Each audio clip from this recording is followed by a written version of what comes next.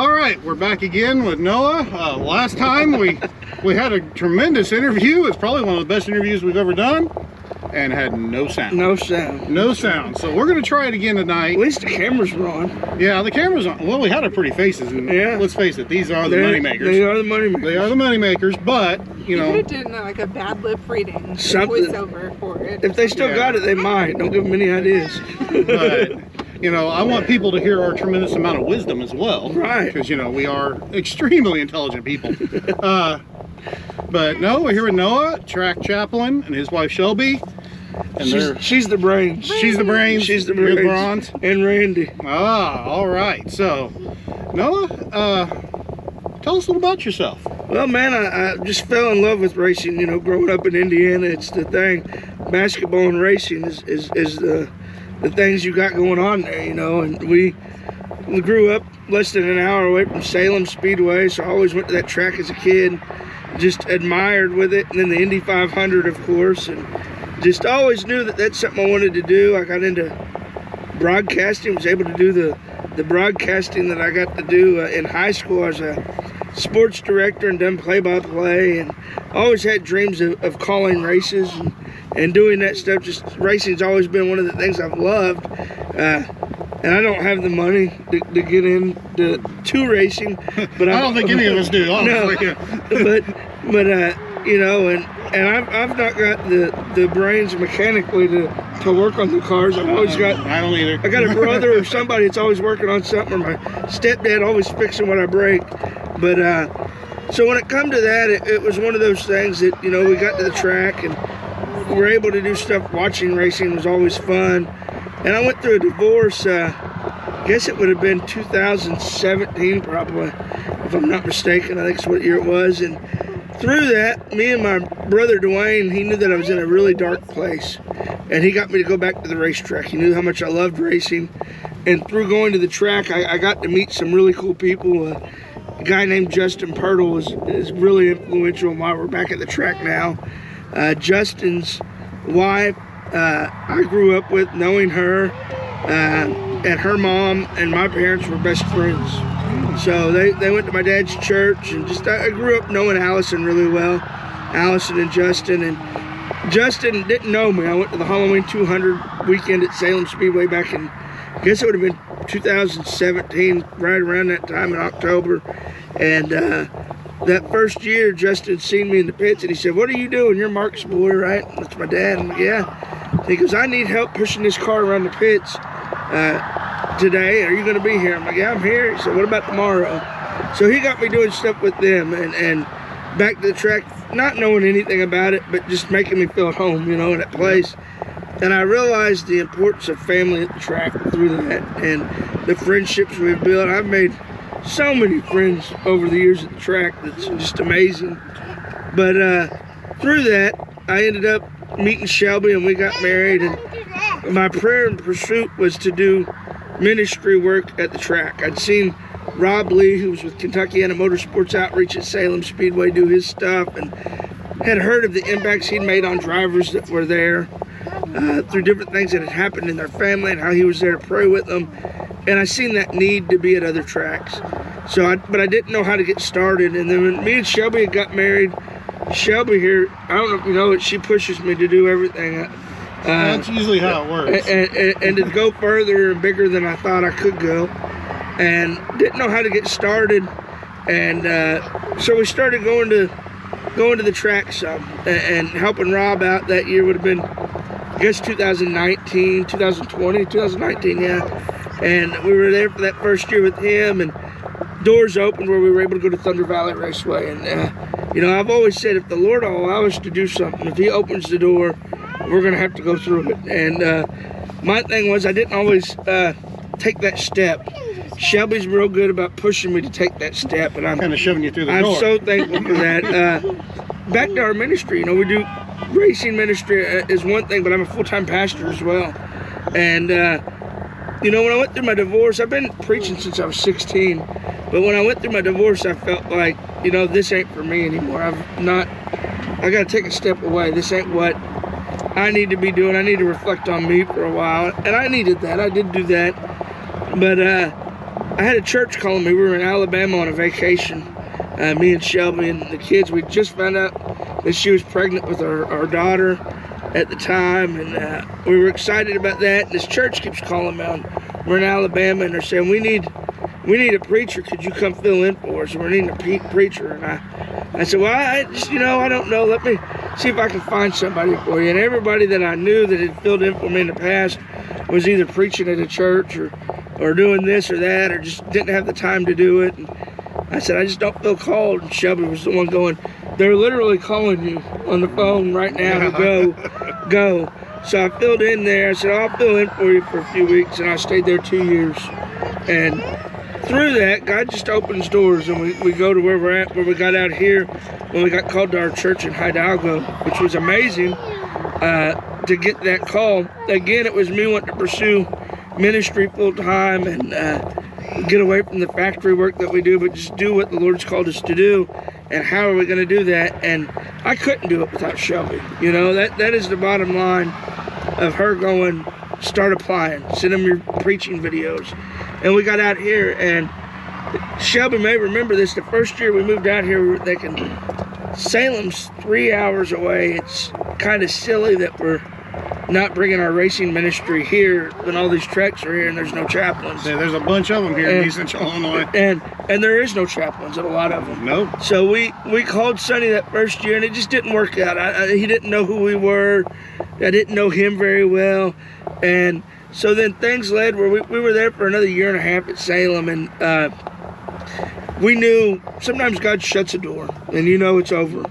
And that's what it was there. I mean, me and Shelby both knew it was time to go, and we're like, if we don't find something, we're done with this part of the ministry for a while. We'll figure something else out to do. And sure enough, I just called Sonny up, and he's like, yeah, come out. And the rest is history. We've been here this is our 3rd year, right, Shelby? Mm-hmm. Here at the track, and it just feels like home. We've done so much here. I've seen more people, and I said this the last time. We've seen more people get saved at Charleston Speedway and prayers get answered here at our racetrack than we do at our church at home, And that's because we're taking Christ outside of the 4 walls of the church, right here where it's needed. Jesus didn't just minister to the people in the synagogues. He went out, and he told his disciples to go out. And for some reason, the church has quit doing that a lot of places. And I think that's why it works so well here, is I'm not beating you guys up with the Word of God. I'm just here to pray with y'all and listen and hear. And through that, some of you guys know Mike Thompson that used to race here for years. Yep. He was a rough character. I've talked to the people that knew him. Mike would tell you that Mike was a rough character at times in his life.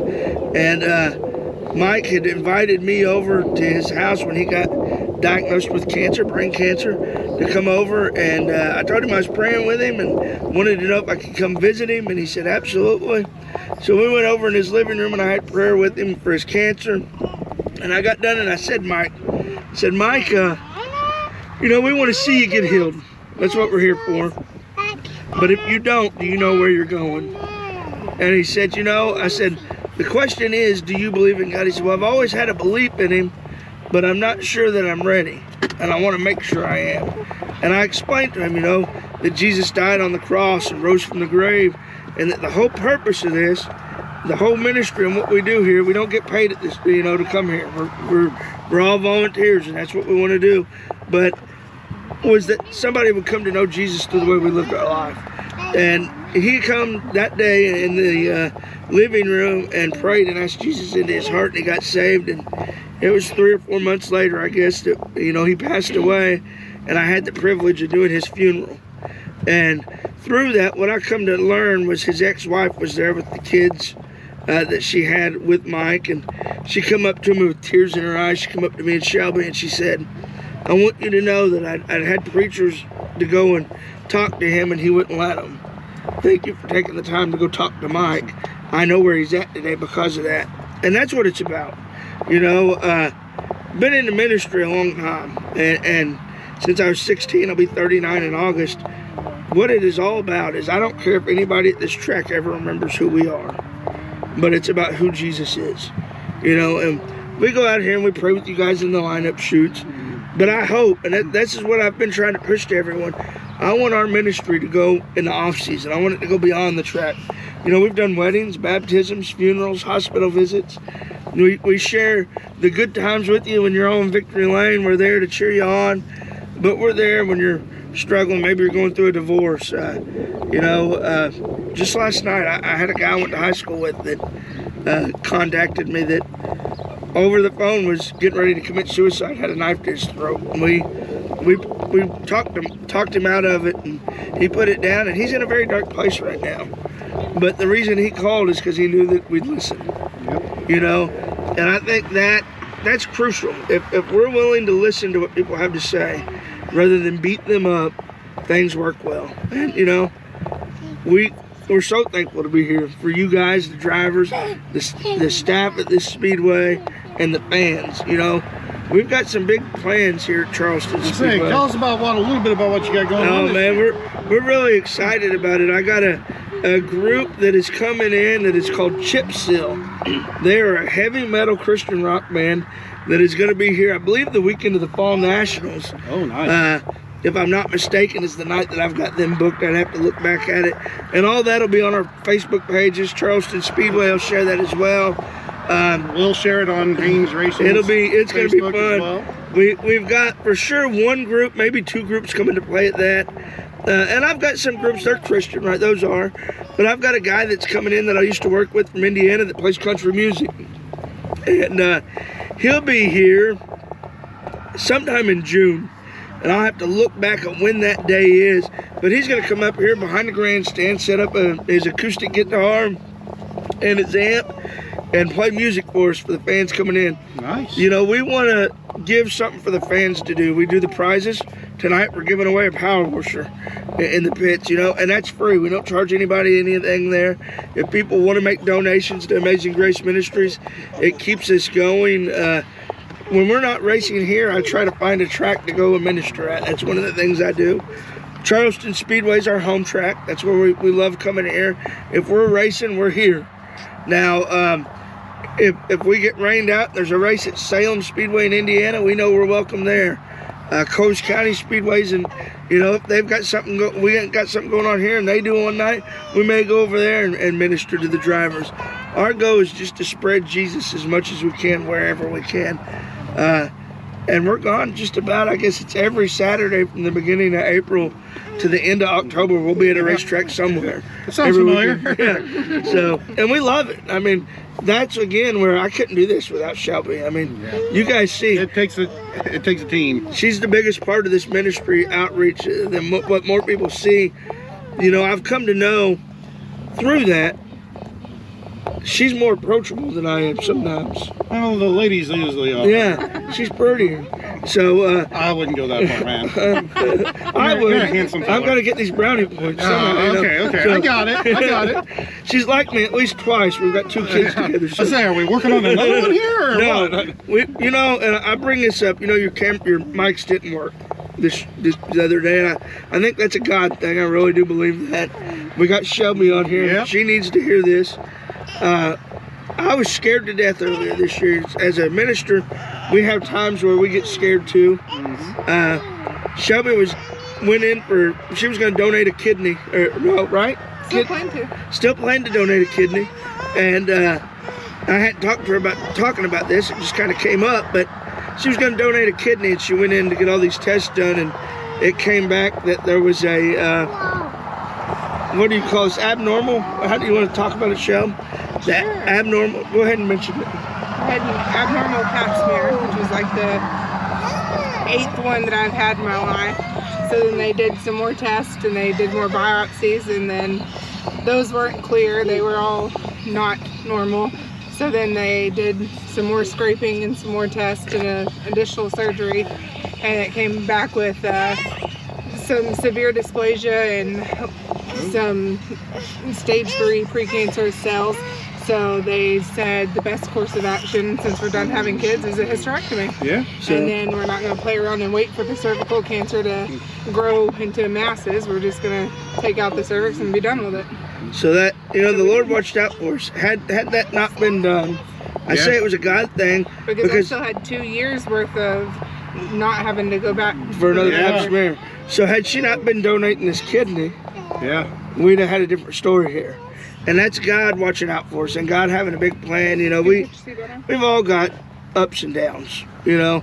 And I think that's crucial for all of us to know that we're in it with you guys. We're just in it just as much as you guys are. My goal here, like I said, has always been to spread the love of Christ. But I hope people see Jesus in us. Even when we're mad and upset, and that our goal and our purpose will always be to spread Christ. Our other goal, I talked about this last time, is our goal here in Illinois. You told us a minute ago, there's a lot of tracks in this area. Yep. How many chaplains are there? Not many. I go to a few. I mean, there really isn't a lot No. out there. You know, we've got the St. Louis area. There's a guy down there that comes to the tracks and prays with some of those guys. There's a guy that travels with Charlie Medford, Rusty Elliott with Racers for Christ. He goes with those guys everywhere and prays with at least that driver and some of the other drivers that have him pray with them. But we're so thankful. My goal is to train chaplains to go to Coast County Speedway, to go to these other tracks that don't have it. Last year, our state here in Illinois experienced tragedy when a winged sprint car got loose and the throttle got hung and it went down in and hit a track worker. What track was that at, Shelby? Do you remember? Jacksonville Speedway. I know a lot of you guys know that and the impact it made. They don't have a chaplain there. And we were able to reach out to that driver because, you know, everybody was reaching out to the family of the guy, the victim, the guy that got hit. But the driver that hit him, there wasn't really anybody reaching out to him that we felt like. And we reached out to him and prayed for him and prayed with him and kind of just let him know that, you know, if he needed anything, we're here. But it's in those moments that you really see the need for it, I think. Yep. You've been in racing how long?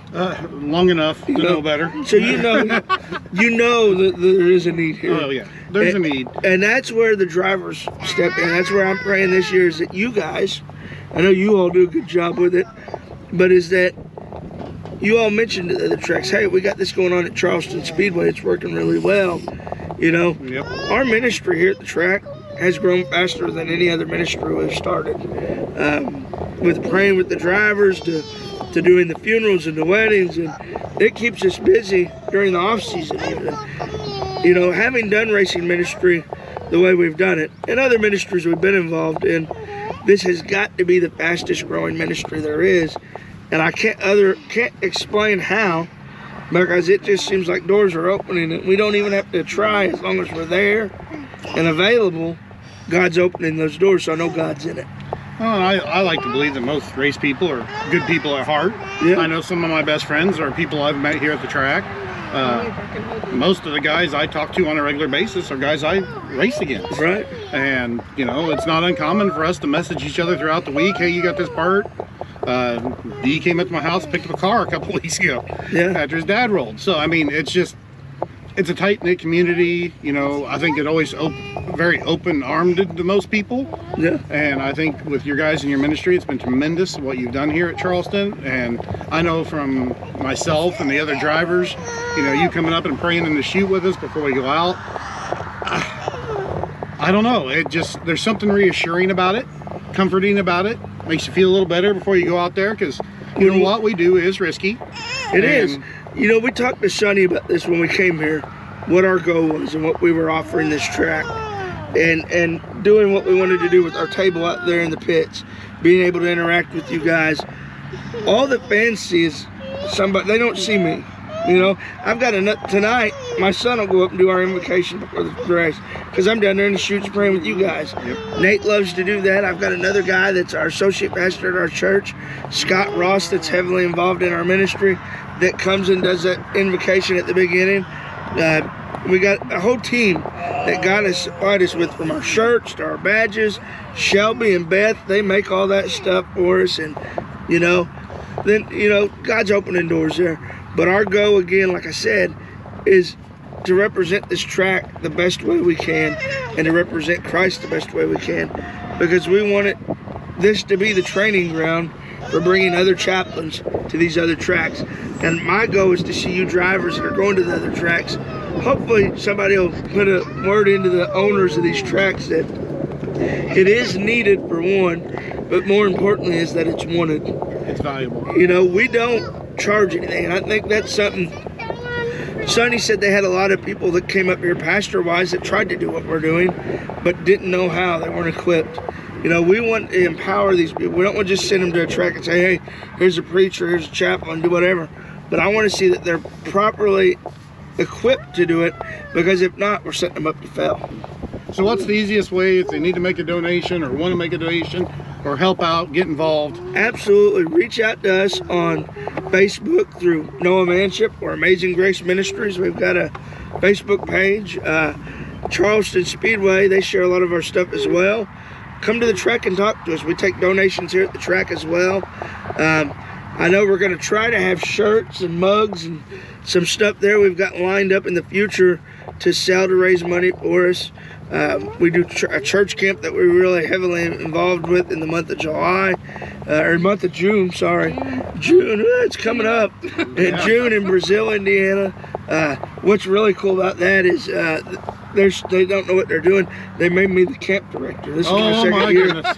Really, we all know. I'm going to just Shelby, say. come on. Help these people out. The real thing is, Shelby kind of leads me, right? Yeah, oh, yeah, she'll be there, so you'll be all right. They kind of... Everybody's going to be fine. Yeah. So, they certified me with CPR. I'm good with all that now. So you can give mouth to mouth now, big guy? I can't. Don't be passing out on us. No, I'm just saying, there's a chance. So, if I ever win, there's going to be a big chance. So we've got all those things going, and what is amazing there with that, with our church camp this year, we're pretty excited about it, is racing ministry's full strong with this, and God's doing some amazing things. We got one of the drivers that we've kind of got to help see come up, and got to witness come up. I ain't really helped him do anything. I prayed with him and those things. Connor Popplewell, who's at Salem Speedway, that's ran an ARCA race already. He's won in just about everything he's drove in. Really good guy.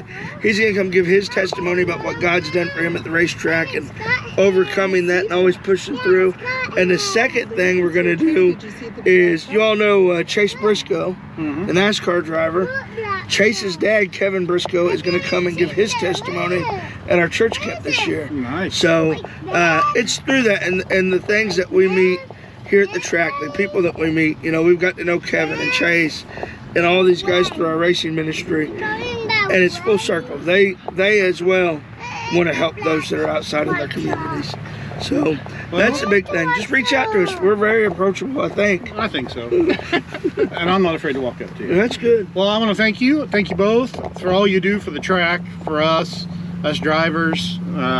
I would love the fans to get to see and understand what it is you do and provide to all of us. And I thank you for taking the time and absolutely, jumping in with me today. And hopefully the sound worked this time. Hopefully it works. And if not, we'll blame Shelby.